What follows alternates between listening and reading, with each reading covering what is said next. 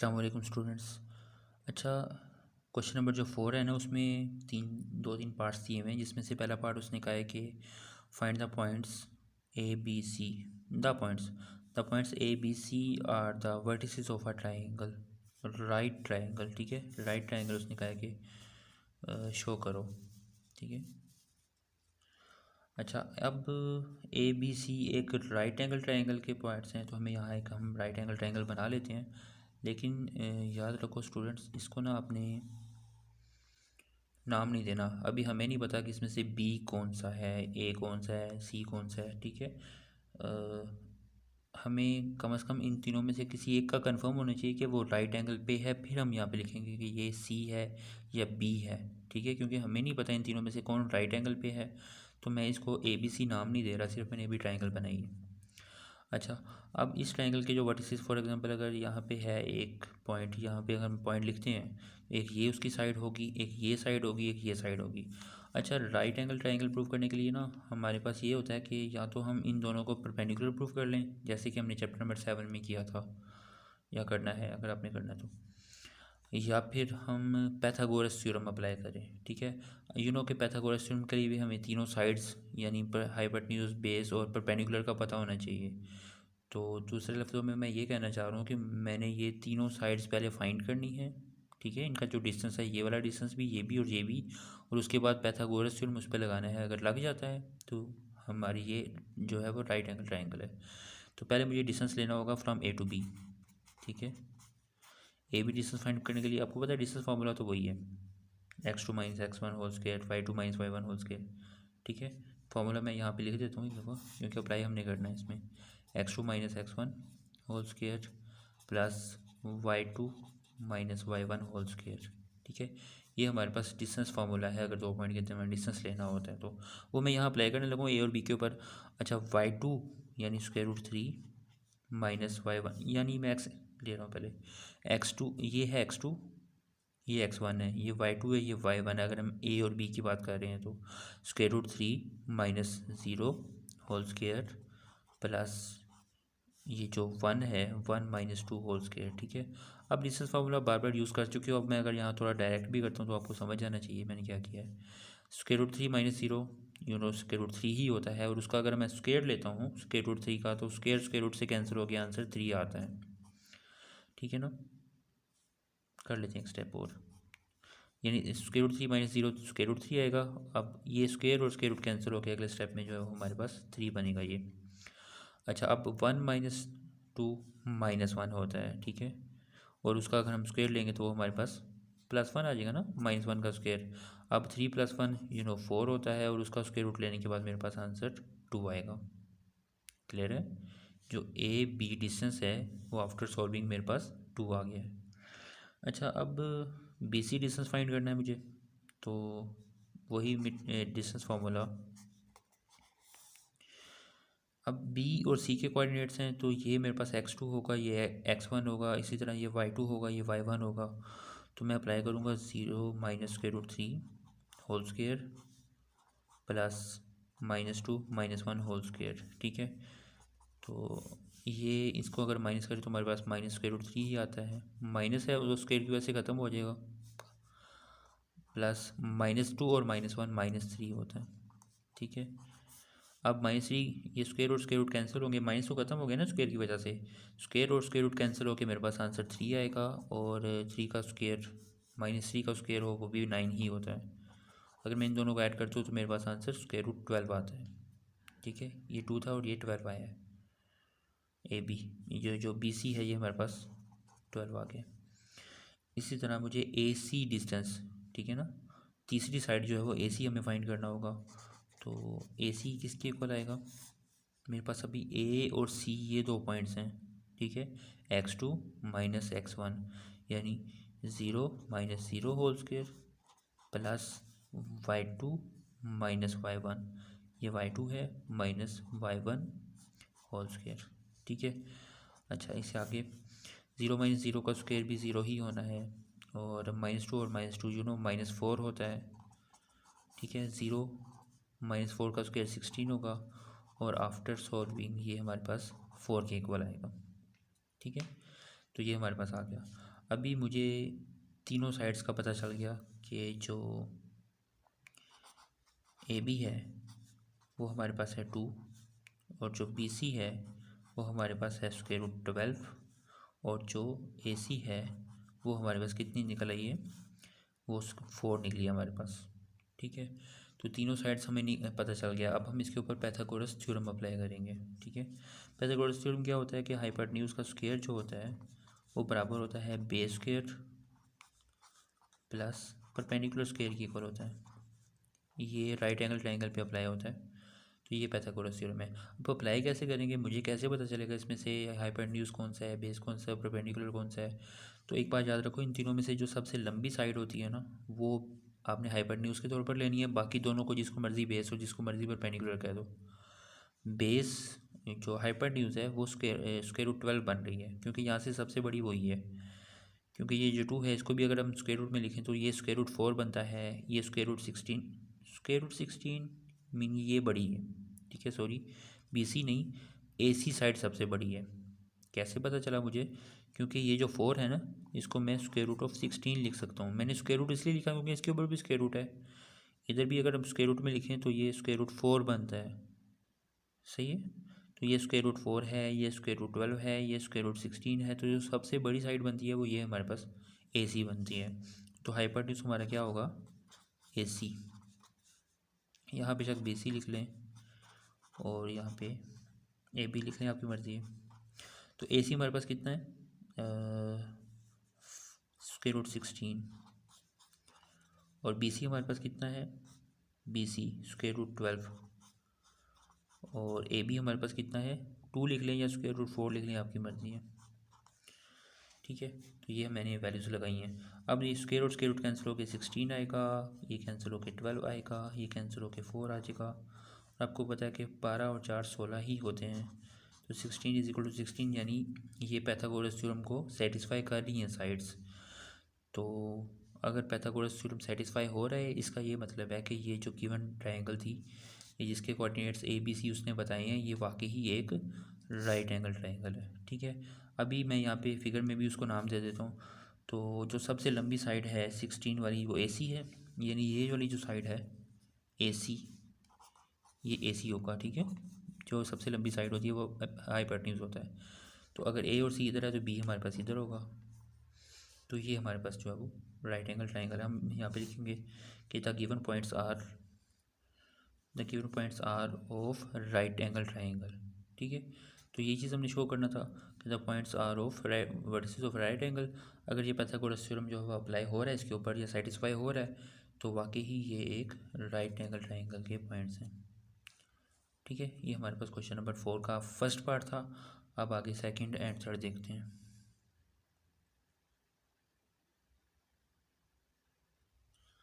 चलिए question number 2 का second part देखते हैं, लेकिन उससे पहले कुछ टाइप्स आपसे डिस्कस करना चाहूँगा कि ट्राइंगल की 6 टाइप्स होती हैं, 3 साइड्स के हिसाब से और 3 एंगल्स के हिसाब से। तो सबसे पहली टाइप आपके पास जो मैं बताना चाहूँगा वो क्वाड्रिलेटरल होती है। ठीक है, एक ट्राइंगल जो है वो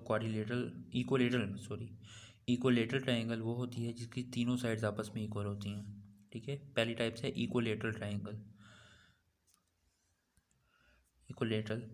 अच्छा, और जो दूसरी ट्राइंगल मैं आपसे डिस्कस करना चाहूँगा वो है जिसकी 2 साइड्स आपस में इक्वल होती हैं। ठीक है, गैस तो आपने कर लिया होगा, ये आइसोसेलेस ट्राइंगल हो। ठीक है, ऐसी ट्राइंगल जिसकी 2 साइड सिर्फ इक्वल हो, तीसरी अनइक्वल हो, वो हमारे पास आइसोसेलेस ट्राइंगल होती है। और अगर 2 इक्वल हैं आइसोसेलेस है, अगर कोई एक भी इक्वल ना हो तो फिर क्या होगी, फिर ये स्केलन ट्राइंगल होगी जिसकी कोई भी साइड इक्वल नहीं होती आपस में। ठीक है, तो उसके अलावा अगर ट्राइंगल में एक एंगल 90 का हो तो ये राइट एंगल ट्राइंगल होती है। ठीक है, राइट ट्राइंगल होती है। और अगर एक एंगल 90 से बड़ा हो तो गैस तो आपने कर लिया होगा, ये ऑब्ट्यूज एंगल ट्राइंगल होती है। ठीक है, और इसी तरह अगर एंगल 90 से छोटा हो, ये फॉर एग्जांपल इस तरह की एक ट्रायंगल बनती है, तो अगर इसका एंगल 90 से लेस है तो ये एक्यूट एंगल होता है, और इस तरह की ट्रायंगल को अक्यूट एंगल ट्राइंगल हम कहते हैं। ठीक है, तो ये ट्राइंगल की 6 टाइप्स हैं, मे बी इसमें आगे यूज़ हों। तो ये आइसोसेलेस ट्राइंगल है जिसकी 2 साइड्स इक्वल हैं और तीसरी इक्वल नहीं है। तो क्वेश्चन नंबर 4 के जो सेकंड पार्ट है उसमें उसने कहा है कि ए बी सी 3 पॉइंट्स हैं, शो करो कि are the vertices of an isosceles triangle. तो हमने ये शो करना है कि ये आइसोसेलेस ट्राइंगल के वर्टिसेस हैं। तो ट्राइंगल में इधर बना देता हूँ एक आइसोसेलेस जिसकी 2 साइड्स हमें ये शो करवानी है कि इक्वल हैं और तीसरी इक्वल नहीं है। ठीक है, लेकिन मैं ए बी सी अभी नहीं लिख रहा, क्यों? मुझे पता ही नहीं है ए कहाँ पे है, बी कहाँ पे है, सी कहाँ पे है, कौन से दो आपस में इक्वल हैं कौन से नहीं। तो इसलिए मैं यहाँ ए बी सी नहीं लिखूँगा। पहले सिर्फ ट्राइंगल बना देनी है आपने, उसके बाद आपने डिस्टेंस फाइंड करके ये फैसला करना है कि इनमें से कौन सा वर्टिस हमने कहाँ रखना है। तो पहले मैं ए बी फाइंड करूँगा डिस्टेंस फार्मूला आप आपको फिर दोबारा डिस्टेंस फार्मूला तो वही है ना जो हम पहले यूज़ करते रहे हैं। तो ये होता है हमारे पास distance formula x2 minus x1 whole square plus y2 minus y1 whole square. ठीक है, किसी भी 2 पॉइंट्स के तुम्हें डिस्टेंस निकालने के लिए जो मैं यहाँ अप्लाई करूँगा ए और बी के दरमियान डिस्टेंस किसके इक्वल होगा? ये x1 y1 है, ये x2 y2 है, तो मैं फार्मूला लगाऊंगा y2 x2 पे रहेगा x2 minus x1 whole square plus y2 minus y1 whole square. ठीक है, तो ये फार्मूला मैंने अप्लाई किया। अच्छा, अब -2 और -1 -5 होते हैं, उसका स्क्वायर लेंगे हम, और इसी तरह -1 और -3 -4 होता है। तो -5 का स्क्वायर 25 होता है और -4 का स्क्वायर 16 होगा। ऐड करने पे मेरे पास स्क्वायर रूट ऑफ 34 आएगा। इन दोनों को ऐड करके 34 आता है, 25 और 16 नहीं 41 आता है। ठीक है, 41 आएगा स्क्वायर रूट के। अब मुझे बी सी फाइंड करना है। अब बी और सी पॉइंट मेरे पास ये वाले 2 पॉइंट होंगे, तो ये होगा x2 minus x1 whole square plus y2 minus y1 whole square. ठीक है, ये मैंने फार्मूला अप्लाई किया और -2 माइनस माइनस प्लस होता है। ठीक है, ये 2 + 2 बनेगा होल स्क्वायर, और ये हमारे पास 2 minus minus plus 3 whole square बनेगा। ठीक है, और 2 + 2 4 होता है और 2 + 3 5 होगा। 4 का स्क्वायर 16 होता है, 5 का स्क्वायर 25 होगा, और दोनों को ऐड करके मेरे पास आंसर 41 आ जाएगा। ठीक है, 16 और 25 41 ही होते हैं ना, तो स्क्वायर रूट ऑफ 41 आंसर आएगा बी और सी का डिस्टेंस। इसी तरह मुझे ए और सी का डिस्टेंस भी फाइंड करना है। ठीक है, इस तरह का कोई भी अगर आपके पास क्वेश्चन दिया हुआ हो ना जिसमें ए बी सी कहा और उसको कुछ ना कुछ प्रूव करना हो, तो उनमें आमतौर पर यही होता है कि हमें इन तीनों का ना डिस्टेंस ले लेना होता है, ए बी का भी, बी सी का भी और ए सी का भी डिस्टेंस निकाल लेना होता है। उसके बाद फिर कंडीशन के मुताबिक हमने इनको देखना होता है कि अब क्या करें। अब ए सी करना है, ए सी के लिए भी डिस्टेंस वही है, फार्मूला ए और सी यानी y2 minus y1 whole square, sorry x पहले है, x2 minus x1 whole square plus y2 minus y1 whole square. ठीक है, ये डिस्टेंस फार्मूला है, और 2 - 3 -1 होता है और 2 - 1 1 होता है। -1 का स्क्वायर 1 होगा, 1 का स्क्वायर 1 होगा, तो ये स्क्वायर रूट ऑफ 2 आ जाएगा। ठीक है, अब डिस्टेंस फार्मूला मैंने यूज़ करते हुए तीनों का डिस्टेंस फाइंड कर लिया है। जो ए बी आया है वो और जो बी सी है ये तो दोनों आपस में इक्वल हैं, लेकिन इन दोनों का जो आंसर है वो ए सी के इक्वल नहीं है। ठीक है, तो 2 साइड्स इक्वल हैं और तीसरी इक्वल नहीं है, तो ये कौन सी होगी? ये जो ए बी सी हैं ये वाकई ही किसी आइसोसेलेस ट्राइंगल के होंगे। अब ए सी अगर मैं यहाँ पे वैसे ही नाम दे देता हूँ इसको ए बी सी या ए बी सी। ठीक है, तो ए बी और बी सी, ठीक है, ए बी और बी सी जो है वो दोनों आपस में इक्वल हैं, ये वाली साइड इक्वल नहीं है। तो मैं यहाँ पे नीचे क्या लिखूँगा? So A B C is an isosceles triangle. ठीक है, ये क्वेश्चन नंबर 4 का सेकंड पार्ट था। इसको देखें, फिर आप आगे थर्ड पार्ट की तरफ मूव करते हैं। चलिए, जो थर्ड पार्ट है उसमें उसने कहा है कि the points A B C D are the vertices of a parallelogram. ये शो करना है हमने। वर्टिसेस ऑफ पैरेललोग्राम शो करने के बाद हमने ये भी बताना है कि is the parallelogram is a square, क्या वो पैरेललोग्राम स्क्वायर है या नहीं। ठीक है। पैरेललोग्राम स्क्वायर हो भी सकती है अगर उसकी चारों साइड्स आपस में इक्वल हों। ठीक है, स्क्वायर भी हमने प्रूव करना है, लेकिन पहले हमने पैरेललोग्राम प्रूव करना है। ठीक है, पैरेललोग्राम के लिए क्या होता है कि जो उसकी ऑपोजिट साइड्स होती हैं वो आपस में इक्वल होती हैं। ठीक है, एक चीज़ को अगर हमने पैरेललोग्राम शो करना है ना, तो हमने ये शो करना है कि उसके आमने सामने वाली साइड्स आपस में इक्वल हैं या नहीं है। ठीक है, पैरेललोग्राम फॉर एग्जांपल यहाँ पे मैं एक बनाता हूँ। ठीक है, ये मैं छोटी सी फिगर बना रहा हूँ, ABCD, आपने इस तरह नेमिंग करनी है ABCD। ठीक है, इस तरह क्लॉकवाइज कर दें या एंटी क्लॉकवाइज कर दें, ऐसे नहीं करना कि ABCD। ठीक है, ऐसा नहीं करना, ABC और यहाँ D और यहाँ फिर वापस A आएगा। तो ये आपने पैरेललोग्राम बनानी है, हमने चैप्टर 7 में भी ये बात डिस्कस की थी। अच्छा, अब इसके आमने सामने वाली साइड बराबर होने का क्या मतलब है कि जो AB है वो CD के इक्वल हो और जो AD है वो BC के इक्वल हो।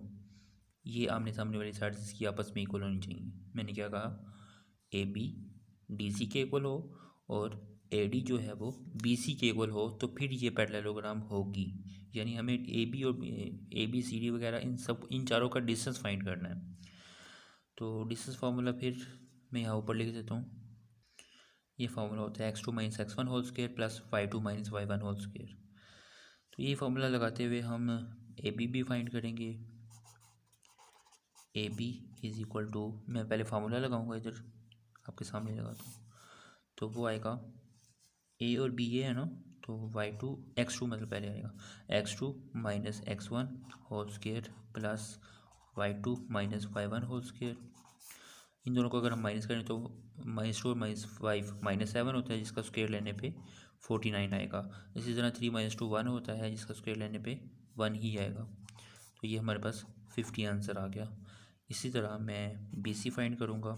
BC में भी क्या करना है, पहले B और C पे डिस्टेंस फार्मूला अप्लाई करना है, यानी x2 minus x1 whole square plus y2 यानी -4 minus y1 whole square is equal to, अच्छा अब -3 माइनस माइनस प्लस +2 होगा ना, मैं यहाँ लिख लेता हूँ -3 + 2 होल स्क्वायर और यहाँ पे -4 और -3 -7 होएगा होल स्क्वायर। ये आपके पास बनता है 1 का स्क्वायर 1 होगा, 7 का स्क्वायर 49 होगा, ऐड करने पे ये 50 आ जाएगा आपके पास स्क्वायर रूट के अंदर। ये मैंने BC का डिस्टेंस फाइंड किया है।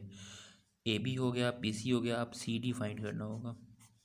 ठीक है, CD डिस्टेंस यानी इन दोनों का डिस्टेंस फाइंड करना होगा, x2 माइनस x1 यानी 4 माइनस -3। ठीक है, इसका whole square plus x2 minus x1 करना होगा ना, पहले मैंने x2 माइनस x1 किया है, y2 माइनस y1 यानी -5 माइनस -4 आएगा होल स्क्वायर। ठीक है, अब इसको सॉल्व करना है तो 4 माइनस माइनस +3 आएगा होल स्क्वायर ऐसे ही, और -5 और +4 आएगा। ठीक है, माइनस माइनस +4 हो गया। अब 4 + 3 7, उसका स्क्वायर 49 होगा, और -5 + 4 1 होता है, उसका स्क्वायर 1 ही आएगा। ऐड करने पे मेरे पास 50 आ जाएगा। इसी तरह मैं DA का डिस्टेंस फाइंड करूँगा, तो वो भी यही आएगा। अच्छा, D और A पॉइंट हमारे पास क्या है, ये D है और ये A पॉइंट है, तो उसमें भी यही होता है कि y2 x2 माइनस x1 कर लें। अगर ये x1 y1 है, ये x2 y2 है, तो जैसे मर्जी आप, मैं अब लिख रहा हूँ x2 minus x1 whole square plus y2 minus y1 whole square. ठीक है, फार्मूला लगाया। अच्छा, अब 5 - 4 1 होता है। ठीक है, माइनस माइनस प्लस होगा तो 2 + 5 आएगा, 1 का स्क्वायर 1 होता है, 2 + 5 7 होता है, उसका स्क्वायर लेंगे तो 49 बनेगा। तो ये भी हमारे पास स्क्वायर रूट ऑफ 50 आ गया आपके पास। ठीक है, तो ये तीनों आपस में इक्वल आए हैं। पहले तो हम ये देखते हैं कि ये दोनों आपस में इक्वल हैं, ये दोनों आपस में इक्वल हैं, तो ये एक पैरेललोग्राम बनेगी। तो यहाँ अगर मैं गौर से देखूँ तो AB जो है वो CD के इक्वल है। ठीक है, और ये भी बात ठीक है कि जो BC है वो आगे AD के इक्वल है।